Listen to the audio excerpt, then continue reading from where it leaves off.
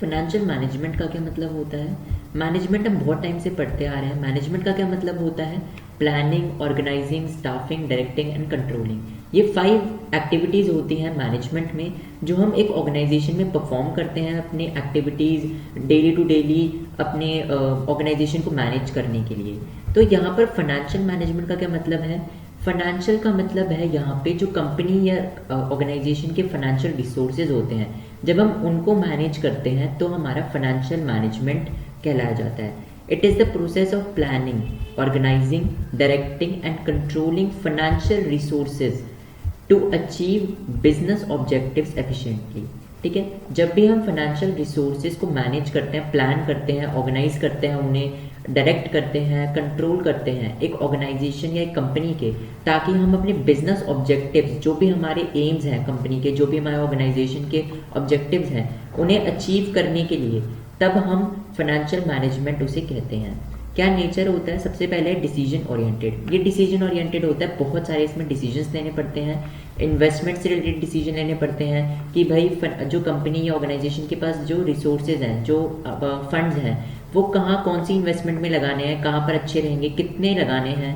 Financing decisions कि भाई organisation कहाँ कहाँ से बोरो करेगा, ठीक है, कितना बोरो करेगा, कितना इक्विटी उसको लेना चाहिए या कितना डेट उसको लेना चाहिए, क्या उसके लिए अच्छा है, तो financing decisions.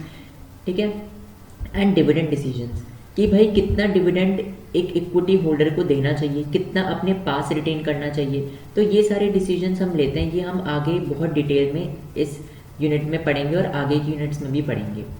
Then continuous process, ये कंटिन्यूस प्रोसेस है, ऐसा नहीं है कि आपने एक बार डिसीजन ले लिया हो गया, ये चलता ही रहता है। Regular monitoring and adjustment require होती है इसमें। ठीक है, जैसे आपने एक बार कहीं इन्वेस्टमेंट कर दिया, अब आपके पास दोबारा पैसे हैं, आप उसे कहीं और इन्वेस्ट करोगे। ठीक है, ऐसे ही आपके पास एक बार प्रॉफिट हुआ, आपने उसको डिविडेंड दिया एंड कुछ कुछ आपने जो है अपने पास रख लिया, फिर दोबारा प्रॉफिट हुआ, फिर आपने डिसीजन लिया। तो ये कंटिन्यूस प्रोसेस है, जब तक ऑर्गेनाइजेशन चलती रहेगी, जब तक फाइनेंशियल मैनेजमेंट भी चलता रहेगा।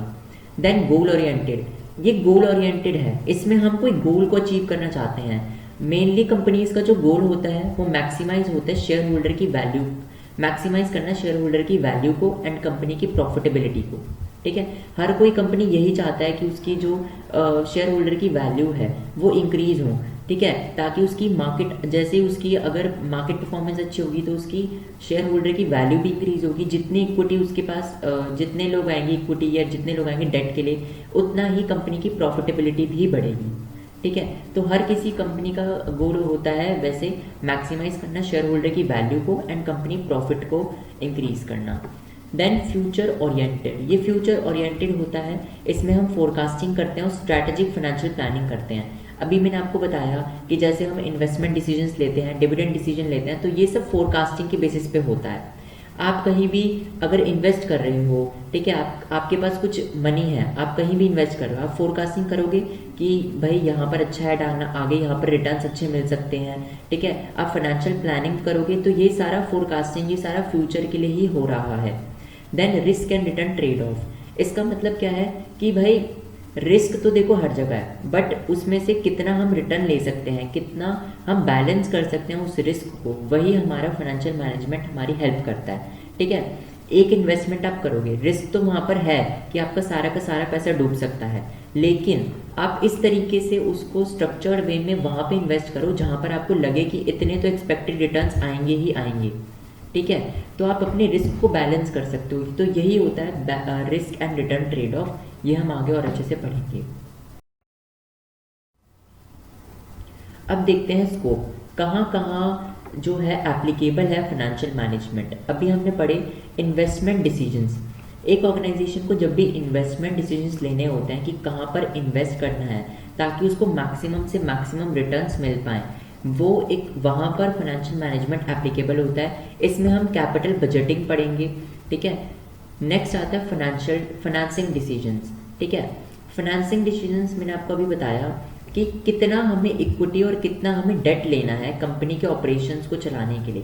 कंपनी को पैसे तो चाहिए, अब पैसे कहाँ से उठाएगी, या तो डेट से उठाएगी लोन लेके, या फिर इक्विटी से ओनर्स या फिर पैसे देंगे, शेयर्स लेंगे कुछ पार्ट एंड पैसे देंगे। तो कितना डेट होना चाहिए, कितना इक्विटी होना चाहिए, या कितना हो सकता है रिटेन्ड अर्निंग से हम फाइनेंसिंग करें, या हो सकता है कि इक्विटी में भी प्रेफरेंस शेयर्स कितने होने चाहिए, या जो आपके नॉर्मल शेयर्स होते हैं वो कितने होने चाहिए, और भी इसके और भी फाइनेंसिंग डिसीजंस हो सकते हैं। तो कौन सा राइट है, राइट, ठीक है, कौन सा राइट मिक्स है, 50-50 होना चाहिए दोनों डेट एंड इक्विटी, या 60-40% होना चाहिए। तो वो भी हमारा एक स्कोप है। फाइनेंशियल मैनेजमेंट हेल्प करता है हमें फाइनेंसिंग डिसीजंस में। डिविडेंड डिसीजंस में हेल्प करता है कि कितना प्रॉफिट डिस्ट्रीब्यूट करना है, कितना प्रॉफिट को हमें अपने पास रख के री इन्वेस्ट करना है, ठीक है। ऐसा तो है नहीं कि कंपनीज के पास जो प्रॉफिट आता है वो सारा का सारा ही दे देती है शेयर होल्डर्स को। वो कुछ अपने पास भी रखती है in the form of retained earnings, ताकि फ्यूचर में कुछ अगर अनसर्टेनिटीज हो तो वो यूज़ कर पाए, और नहीं तो वो री इन्वेस्ट कर पाए वही मनी को, ठीक है। वर्किंग कैपिटल मैनेजमेंट में भी एक हेल्प करती है।